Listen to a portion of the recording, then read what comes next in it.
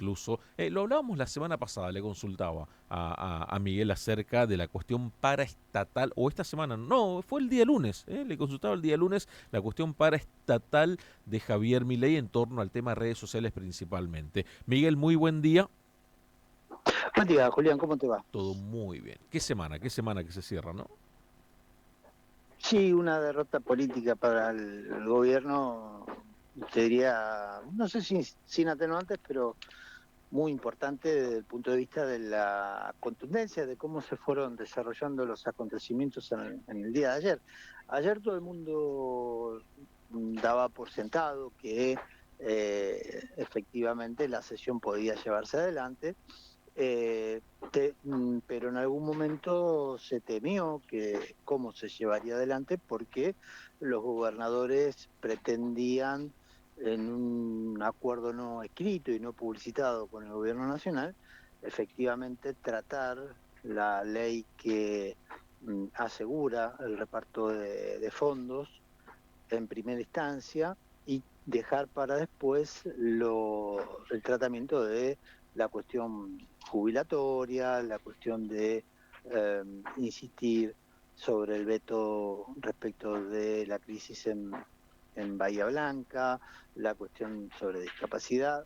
Bueno, eso iba a llevar indudablemente a una situación donde los gobernadores iban a ordenar a sus a aquellos senadores que tienen relación directa con los gobernadores, dejar la sesión y que la sesión efectivamente se cayera. La intransigencia, de alguna manera, del peronismo, de decir que no había ley que interesaba a los gobernadores sin el tratamiento inicial de los otros temas, garantizó que la sesión se llevara adelante, abriendo, te diría, el primer papelón del día, cuando fue la discusión o no, si la ley era o no efectivamente, perdón, la sesión era o no válida en los términos que se estaba llevando adelante. Hubo un par de definiciones, te diría, de un nivel muy claro, el de Mayans, el de Lustó, a la hora de responder a la estrategia libertaria, que tuvo un segundo papelón en cuestión de horas con la interna a cielo abierto vía redes entre la ministra de Seguridad de la Nación y la vicepresidenta, donde la primera de ellas le pedía a la segunda que efectivamente levantara la sesión. Y la respuesta, que no demoró en llegar de Villarroel, que estuvo ajustada a derecho, por decirlo de alguna manera, mal que nos pese a aquellos que pensamos o vemos en Villarroel a un personaje político que nada más ni nada menos que tiene como su acción política fundamental o su recorrido histórico fundamental haber reivindicado el trabajo de una dictadura, ¿no? Entonces, hay una serie de situaciones donde efectivamente el gobierno me parece que llega a este punto, por lo que nosotros decíamos, vos me los comentabas, me lo charlábamos en la semana, Julián, también el tema de por qué llegaban a estas circunstancias. Yo te decía que lo que faltaba al gobierno era política, era eh, política en términos de negociación, de acuerdo, que el personaje que más tenía esa gimnasia de alguna manera aprendida en todo este proceso era Santiago Caputo y se lo había corrido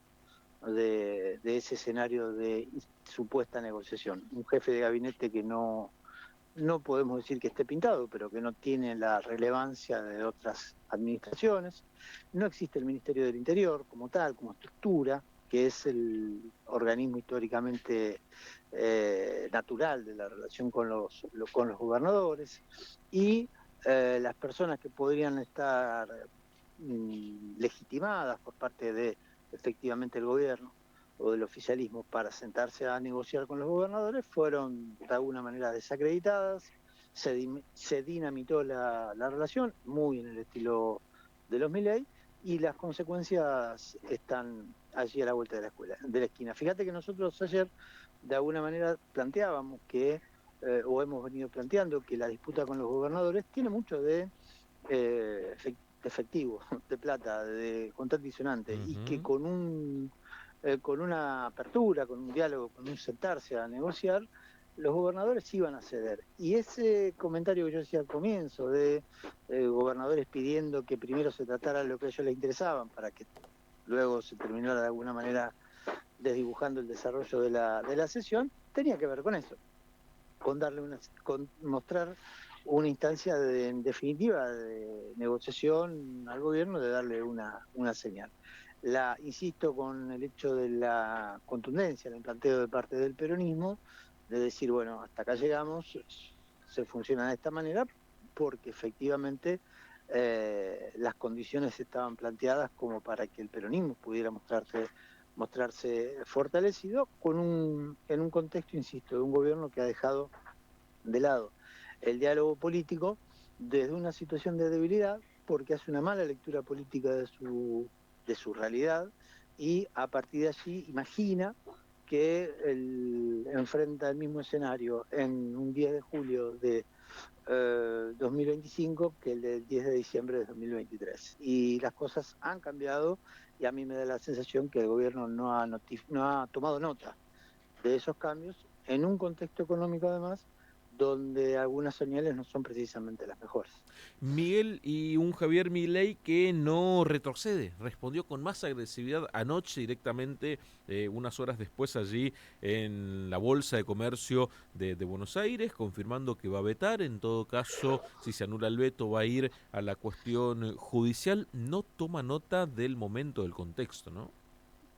Sí, y eso por eso yo decía, cuidado con los escenarios que se abren a partir de esto, ¿no? Nadie puede dar por sentado nada, ni hacer proyecciones, sino caer, y no terminar cayendo en no sé si en un papelón, pero en un error de diagnóstico. Lo que sí creo que ha pasado es que este escenario de, si se quiere, prepotencia política que podía mostrar el gobierno a partir de la utilización de ciertos resortes, hoy ya no existen. No digo que no existan de manera definitiva, porque insisto, las posturas históricas de los gobernadores en la Argentina suelen ser bastante lábiles, y más teniendo un grupo de senadores que no tributan precisamente en el peronismo, que son mm, de un tono, de que su construcción política ha sido de un tono marcadamente antiperonista. Hay toda una corriente que lo vemos en el ejemplo de Santa Fe con Puyaro, lo vemos en Ujú. el ejemplo de lo que fue la campaña rosarina, en cuanto a activar en términos ideológicos o algunos elementos que, insisto, representen alguna forma de ese antiperonismo. Esos gobernadores, que esa imagen o esa presencia o esa circunstancia que no es exclusiva de la provincia de Santa Fe ni de la ciudad de Rosario, que pulula en varias provincias, hace que nadie pueda decir definitivamente que acá se rompió algo que no se puede reconstruir. ¿Por qué? Porque me parece que primero porque hay una relación, una obligación, que hay una relación institucional que se debe sostener en el tiempo. Sos gobernador, sos presidente, te guste o no, quien esté del otro lado. Y la relación la tenés que sostener. Y segundo, porque por esta mismo que decía antes, esta cosa lábil de no ser refractariamente anti-oficialista, pero con el agravante que en algunos casos algunos de estos gobernadores eran aliados del gobierno nacional y tenían un buen diálogo. El contexto del proceso electoral además ha sido un dato que ha contaminado, si se quiere, la relación, porque el gobierno eh, se ha ocupado de dinamitar todos los hipotéticos acuerdos de cara al proceso electoral, porque ha ido por un esquema que es la decisión de Karina Milei, fundamentalmente, de ir a un esquema de candidatos puros, candidatos violetas puros, lejos de representar, excepto la excepción del Chaco, excepto la excepción de lo que pueda hacer Buenos Aires, pero se ha ido construyendo una instancia de relacionamiento político donde se han roto un montón de puentes. Entonces, no te cierra desde lo institucional porque no te dan lo que te corresponde, y no te cierra desde lo político porque te vienen a dinamitar el territorio, algo que suelen ser muy recelosos los gobernadores. Bueno, es probable que recibas una cachetada política en la medida que los otros puedan. Bueno, esta vez pudieron, Y eso es lo que ha pasado hoy. Insisto con la idea, a mí me parece que no hay nada definitivo en sí mismo. Ujú. No, me encantaría plantear de manera optimista, a partir de acá hay un cambio.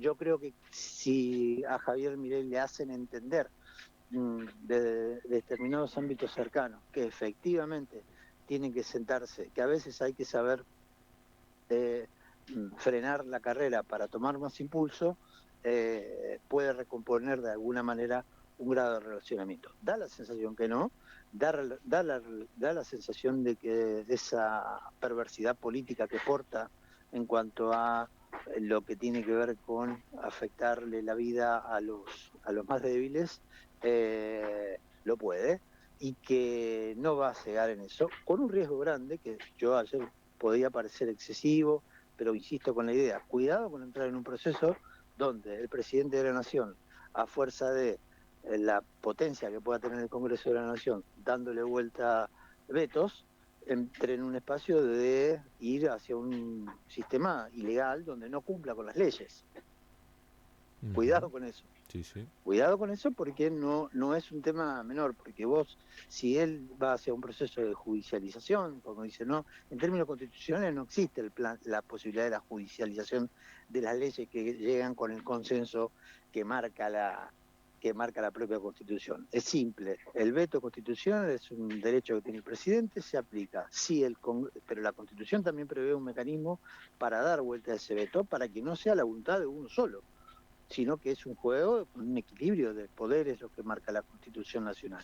Bueno, no hay una segunda instancia que marque la Constitución que, dado vuelta a un veto, se puede ir hacia la justicia a que defina, porque además esa justicia, ese juez, estaría poniéndose también por encima de la propia Constitución. ¿Se entiende la gravedad del hecho? Sí, sí, sí, sí. Entonces, estarías ante una instancia, si el presidente recurre al proceso de judicialización, donde no está cumpliendo la ley y donde está diciendo a un juez que también no cumple la ley porque se va a tener que poner por encima de la Constitución. Digo, lo que en todo caso imagino el juez lo primero que debería hacer, más allá de la cuestión de fondo de forma, es decir, señor, primero cumple la ley y después discutimos si lo que le sancionaron o no vale, porque también el juez estaría entrando en un proceso muy complicado de definición, al tener que interpretar algo que la Constitución no dice. Entonces, me parece que el presidente puede llegar a entrar en un terreno muy peligroso, que insisto, tal vez alguien haya en el espacio cercano o no tan cercano que le pueda hacer ver cuál es el proceso, que la política va más allá de las redes, que la política va más allá de lo que te digan los operadores mediáticos a los cuales le pagan mucho dinero, y que la política tiene una cuestión de lo efectivamente lo que vos podés construir con la ciudadanía, con la gente, en el trato directo, a través de las redes, a través de los medios que son adictos, pero también hay un plano institucional que te excede y que también es parte de la gestión y que también tenés que resolver. Bueno, mi ley no entiende esa parte y me parece que corre el riesgo de puede llevarse puesto muchas situaciones que lo pueden cada vez complicar aún más en su legitimación política, concretamente. Muy bien. Miguel, muchísimas gracias por estos minutos.